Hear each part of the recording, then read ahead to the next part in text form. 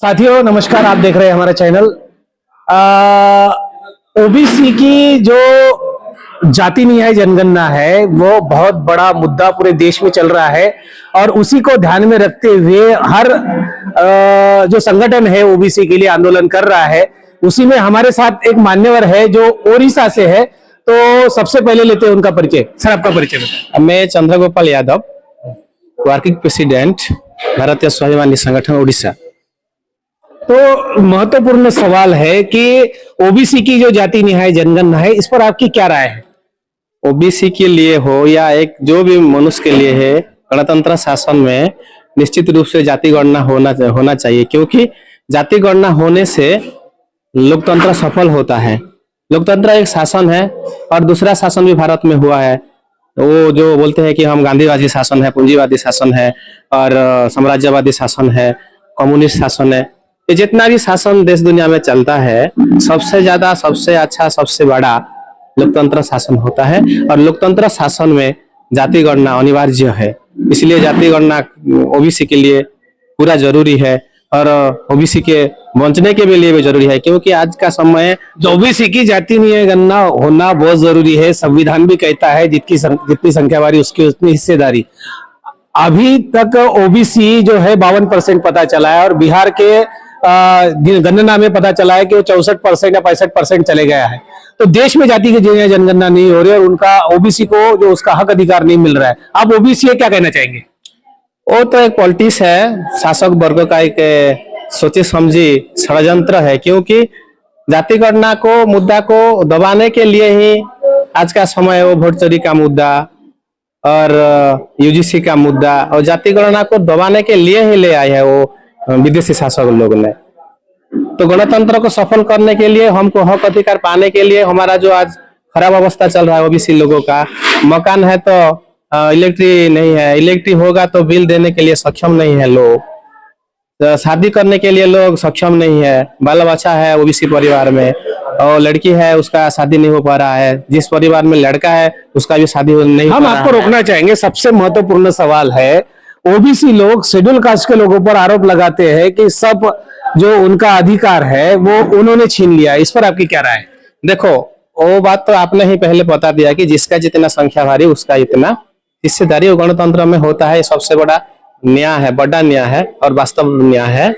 इसीलिए शासक वर्ग लोग ये प्रचार किया करते कि एसटी एससी का कोटा और ओबीसी का कोटा एसटी एससी ने खा लिया, अर्थात एसटी एससी का भाग को जो एसटी एससी लोग खा लिया बोल के वो प्रचार करते हैं मीडिया में, टीवी में, जो गोदी मीडिया बोलते हैं ना, जो राष्ट्रवादी मीडिया बोलते हैं गोदी मीडिया, उस मीडिया में वो प्रचार करते हैं कि ओबीसी का कोटा को एसटी एससी खा लिया। इसीलिए बोलते हैं कि ओबीसी की संख्या कम है, 22% है आसपास इंडिया में, 22.5% है ओबीसी की, नहीं एसटी एससी का 22.5% है। तो 22.5% लोग को फूल भी दिया जाएगा, फिर भी लोकतंत्र भारत में नहीं आ सकता है। इसलिए ब्राह्मणवादी लोगों ने ओबीसी के साथ विरोध करने के लिए, ओबीसी भाई के साथ विरोध कराने के लिए ऐसा मुद्दा लेते हैं और हमारा ओबीसी लोग समझ नहीं पाते।